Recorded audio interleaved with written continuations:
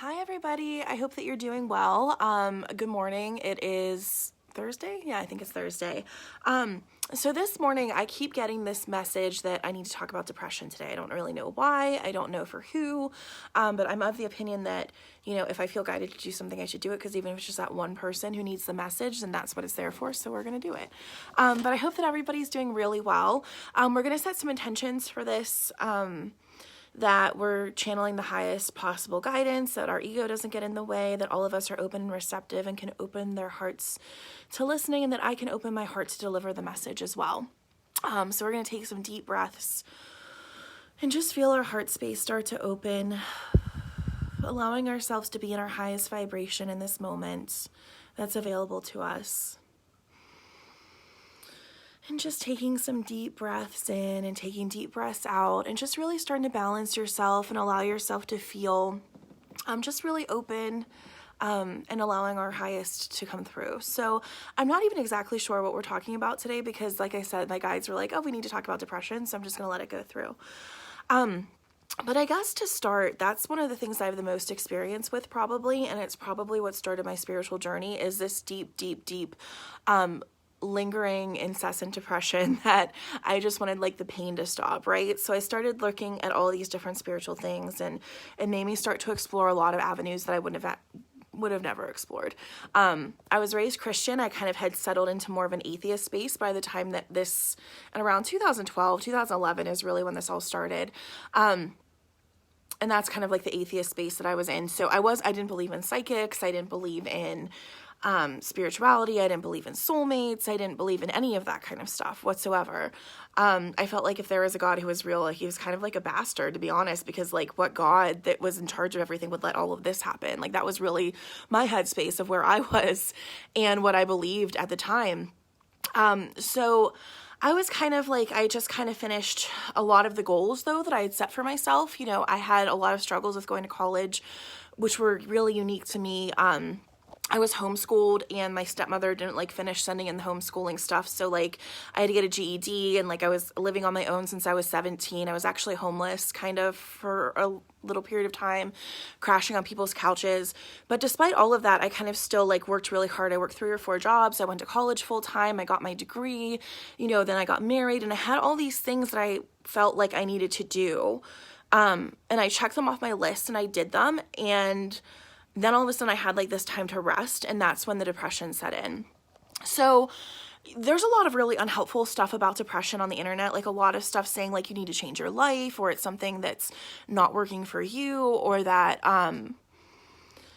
you're thinking negative thoughts or whatever. And I mean, there's some validity to it. And I don't think people who say stuff like that have bad intentions at all. I think sometimes we also go with our own experience and we say what's going on with our own experience. And I will clarify here, I'm talking about my experience, what worked for me, and not really what works for everyone else. We're all so different. We all come to these experiences from different places. I firmly believe that depression doesn't just have one cause, and it's not the same for everybody. And I don't believe that the treatment, the outcome, what makes it better is the same for everybody either. It's very, very different and very, very individual. And if you've had a different experience than me, that's okay. It's still perfectly valid. But what happened to me was I had been kind of going through this trauma response, which I'm not going to get into all of it, but 17-year-olds don't live on their own normally for no reason. So I kind of gone through somewhat of a traumatic childhood, and I kind of coped with it by, okay, I have all these obstacles towards doing what I need to do. I need to get a degree. I can't wait tables forever. I'll work as hard as it takes, and I'll do whatever it takes. And then once I get this degree, I'll get a good job, and I can have a good life, and I'll be in control of my life. And I did get those things. And then whenever I stopped distracting myself with all this work and with all of this struggle and all of this hustle, I had all this time to sit with myself, and I wasn't okay. At the time, I also kind of met a soulmate connection who triggered a lot of stuff inside of me that I'd been buried for a very, very long time, and it brought it all out inside of me. And I really was not taught how to manage emotions in my childhood in the home that I grew up in, as many of us are. They don't teach us in schools. A lot of our parents don't have the emotional capacity to teach us how to handle our emotions. And because I had a traumatic history, my emotions were very, very extreme. I guess none of us really knows what it's like to feel like someone else, like to be in their body and to know what their emotions or what their experience feels like. But I always felt like mine was just so much more extreme than other people's. And I also feel like other people kind of looked at me like I was like kind of dramatic or extreme or something like that too. That had a lot of people who invalidated my experience. But I also think that's because I was high functioning. So since I wasn't like on the ground crying all the time, then that must have been I'm okay. And I think that's a misconception about high functioning depression as well. Well, I wasn't on the floor crying for a while. That came later. So anyways, I started looking at all these different types of healing, and I've talked about this before, but I got some really shitty therapy. I got a shitty psychiatrist who told me some people never get better. She wouldn't like even try other medications with me. I started trying acupuncture. I went to spiritual healers, which some were great and some were not. I started going to psychics, and I was like, you know, some of these people actually do know what they're talking about. But then I got so many readings that it was like all over the place, and I wasn't even sure if this was real. Next thing you know, I realized I'm psychic, blah, blah, blah. This is a long story, and I'm not going to go into all of it. But I got good spiritual healers and bad spiritual healers too. I had some who said things that really, really helped me, and I had some who did not help me at all and kind of really invalidated my experience and made me feel shitty. So I guess where I'm going with this is I developed, and whenever I talk about stuff like this, it's coming from a place where not only did I experience this really, really deep depression that I had to pull myself out of that lasted for years, by the way. And this wasn't just like the blah, whatever. It was like I actively did not want to be alive for years. I'm not saying that to trigger anyone or to be dramatic, but that is truly what my experience was in the moment. And even after I like went through a lot of my healing, a lot of my karma, like I was still so goddamn tired that I was like, I still don't want to be alive because it's hard for me to imagine me enjoying anything again. It's hard for me to imagine wanting to be here. I felt devoid of purpose. I felt like everything was senseless. Like I didn't get joy in the little things anymore. And just to kind of like explain where I'm coming from, that's kind of where I was for a long time, a very, very, very long time. But I did get better. And I guess maybe that's what some people need to hear, is that you can get better. And I went through all of these different stages of grief in my healing. You know, I went through searching for a lot of different things, which is how I drew the conclusion that most people need to try a bunch of different things because everybody's so different. But one of the things that helped me the most was really getting into more of like a Zen Buddhism kind of mentality and doing mindfulness and meditation. And my spiritual path helped me as well too, because I wasn't really in alignment with who I was at the time. And sometimes that can be a source of depression. But sometimes depression's also just like remnants of your childhood trauma and that feeling of like your nervous system almost being burnt out from being in fight or flight for too long in your lifetime. So everybody looks at trauma differently. Everybody defines it differently. I'm not trying to like tell you what your trauma is or how you should look at your childhood experience. But if you had a lot of experiences that put you on edge in childhood, and I believe that we live in a world where all of us are forced into these survival techniques, and it's getting worse and worse actually, making us feel like we need to fight to survive because we're not set up to allow people to thrive. It can almost like burn out our emotional systems. It can burn out our emotional bandwidth. And because our body wants to keep us safe, we're constantly putting ourselves into a hypervigilant mode to keep ourselves emotionally, physically, mentally safe. So if we're spending all of this time burning out these circuits and letting those stress hormones flow through our body, that's where our body's naturally going to go. And I think for some people too, depression can definitely be like a depletion of those happy chemicals because we've had so many stress hormones in.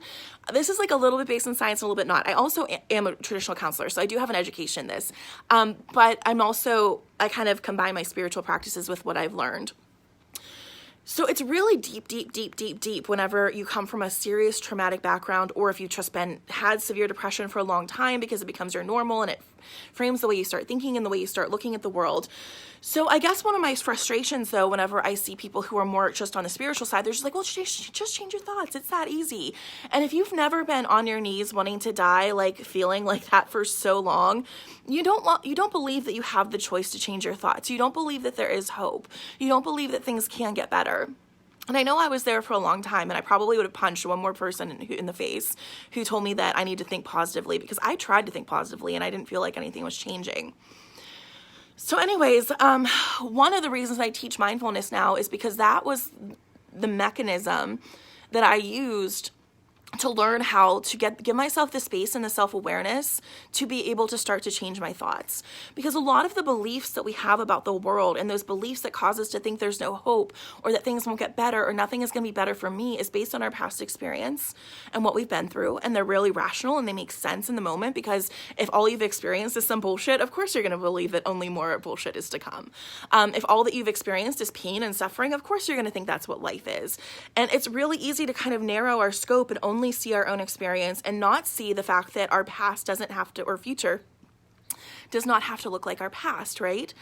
So what mindfulness does is kind of disrupts that automatic response that we have, those automatic beliefs, those automatic thoughts, and those automatic thoughts that we have, because that's really what's making us feel this way. We wake up in the morning, we might feel a certain way, but we have this belief kind of ingrained in us, whether we think about it or not, that things won't get better. So whenever we believe that, of course, we're going to keep manifesting that, because that's what we're looking for, things to not get better.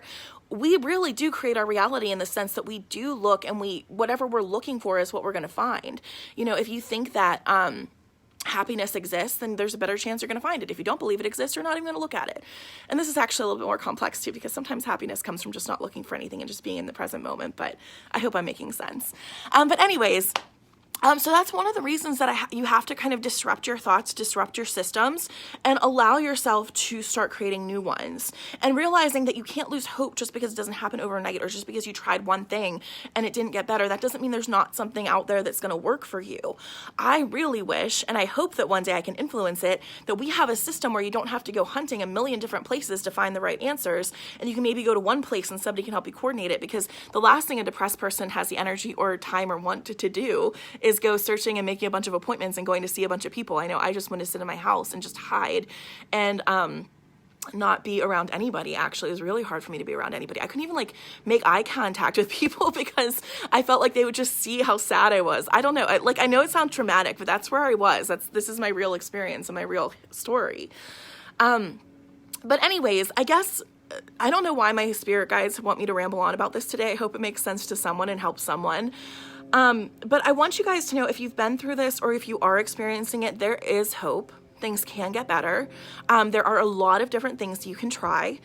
Just because you try one thing doesn't mean that you're not going to get better. Just because your life has been a bunch of bullshit so far doesn't mean it's going to continue to be nothing but bullshit. And I think a lot of us people who kind of have like a lot of trauma in our histories and like really like deeply ingrained beliefs because of really deeply ingrained experiences kind of get left out of the discussion, because people who were sad for a little bit think that they're an authority on depression. So they talk about it, just makes us feel worse and validated, and it makes us really kind of shut down a little bit more, I think. And I don't ever want to be like that, although I will say some things like you have to make choices and stuff like that, because only we are responsible for our healing. It sucks, but nobody else is coming to save us. So at some point we have to make the choices to make different decisions and to do something different.